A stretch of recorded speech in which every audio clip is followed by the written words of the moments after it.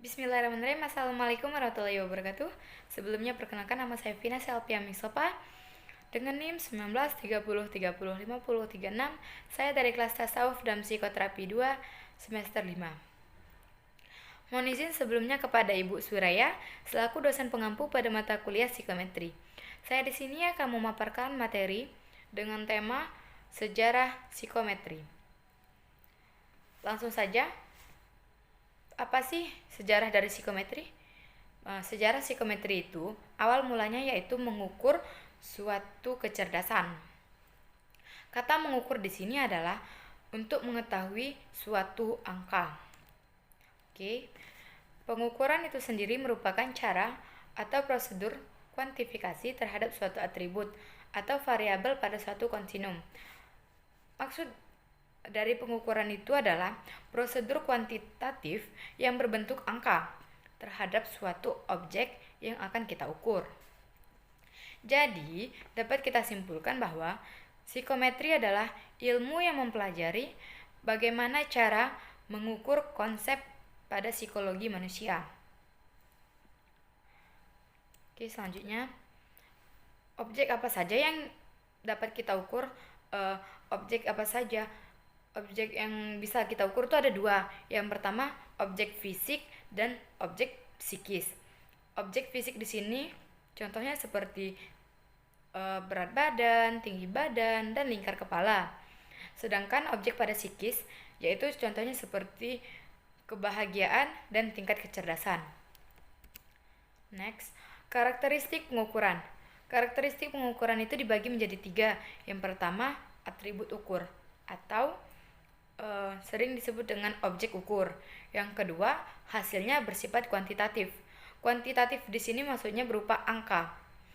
Oke, selanjutnya yang ketiga itu ada hasil deskriptifnya, masih sebatas angka atau masih belum interpretasi. Oke. Unsur-unsur apa saja sih yang ada pada pengukuran? Sebelum masuk ke unsur apa saja yang ada di dalam pengukuran, kita harus mengetahui pengertian unsur itu sendiri apa. Unsur adalah komponen-komponen yang ada pada pengukuran. Oke, di sini ada 3 unsur yang ada pada pengukuran. Yang pertama, skala. Contoh seperti contoh satuan ukurnya yaitu seperti berat badan atau dapat disimbolkan dengan kilogram. Contoh kepribadiannya misal seperti setuju dan tidak setuju. Yang kedua, instrumen. Contoh dari alat ukurnya adalah berat badan, seperti timbangan badan. Maksudnya di sini contoh kalau kita mau mengukur berat badan, itu kita pasti menggunakan alat ukurnya untuk seperti timbangan, seperti itu. Jika untuk mengukur suatu tinggi badan, maka yang kita gunakan adalah meteran atau suatu alat ukur yang dapat kita gunakan untuk mengetahui berapa tinggi badan kita tersebut. Oke, contoh kepribadiannya seperti kita melontarkan pertanyaan atau item-item pertanyaan seperti itu. Oke, yang terakhir ada prosedur. Contoh dari langkah pengukuran ini sendiri adalah berat badan. Maksudnya langkahnya apa sih yang untuk mengukur berat badan tersebut? Kita berdiri di atas timbangan dengan posisi yang tenang supaya kita dapat melihat berapa angka yang didapat pada timbangan tersebut. Contoh kepribadiannya meminta orang lain untuk merespon pada pertanyaan-pertanyaan kita. Oke, next. Adapun jenis-jenis data. Yang pertama itu ada nominal. Nominal adalah identifikasi, kategorisasi, dan klarifikasi. Contohnya seperti NIM, jenis kelamin, dan lain sebagainya. Yang kedua ada ordinal. Ordinal adalah sebuah urutan dari 1 ke 2 atau dari atas ke bawah. Contohnya seperti peringkat kelas. Ada urutan misalnya seperti NIM, dari nim di sini maksudnya dari satu ke yang lain, saling bersangkutan. Terus contoh lain seperti tingkat pendidikan dan tingkat pendapatan. Yang ketiga ada interval. Interval adalah urutan dari atas ke bawah. Contoh dari interval tersebut itu adalah usia dan kecerdasan. Yang terakhir ada rasio. Rasio adalah level interval yang memiliki nilai dasar 0 atau 0 mutlak. Oke, contohnya di sini adalah jumlah orang dalam ruangan atau jumlah siswa dalam suatu kelas. Next.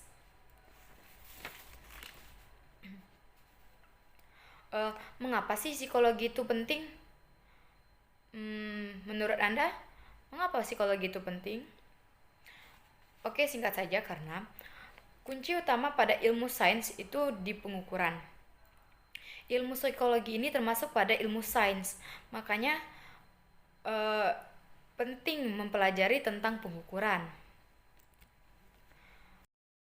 Adapun metode psikologis, ada beberapa metode psikologis dibagi menjadi dua, yaitu dengan cara tes dan dengan cara non-tes. Dengan cara tes, ini dibagi menjadi dua, kognitif dan non-kognitif. Sedangkan kognitif tersebut dibagi lagi menjadi dua, abilitasi potensial dan abilitas aktual atau prestasi. Abilitas potensial ini dibagi lagi menjadi dua, yaitu abilitas potensial umum dan abilitas potensial khusus. Abilitas potensial umum contohnya seperti IQ, sedangkan abilitas potensial khusus contohnya seperti bakat. Oke, dengan cara non-tes. Dengan cara non-tes ini terdiri dari observasi, wawancara, anamnesis, analisis dokumen. Yang terakhir ada ciri-ciri dari pengukuran psikologi. Yang pertama, bersifat sistematis. Bersifat sistematis di sini maksudnya adalah ada prosedur atau langkah-langkah. Oke, yang kedua, sasaran pengukuran adalah atribut yang melekat pada individu. Contohnya seperti kecerdasan. Yang ketiga, kita bisa menemukan alat ukurnya jika atributnya sudah bisa diketahui. Dan yang terakhir, hasil yang diwujudkan secara kuantitatif. Kuantitatif di sini maksudnya ada nilai skor atau ada nilai akhir.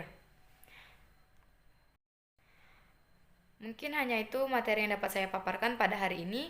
Lebih dan kurang saya mohon maaf, kepada Allah saya mohon ampun. Wallahu muwaffiq ila aqwamit thoriq. Wabillahi taufiq wal hidayah. Wassalamualaikum warahmatullahi wabarakatuh.